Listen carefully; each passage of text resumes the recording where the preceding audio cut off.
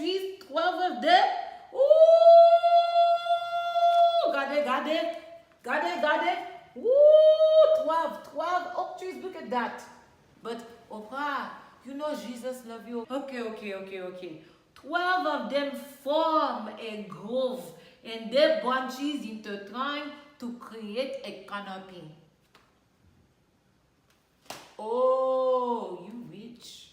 Oh, Oprah, you can spend a whole day reading your book and you don't worry about time. You know, I think I should pick up the phone and call Oprah and say, Oprah, give me a job. I'm not afraid, okay? I'm going to do that.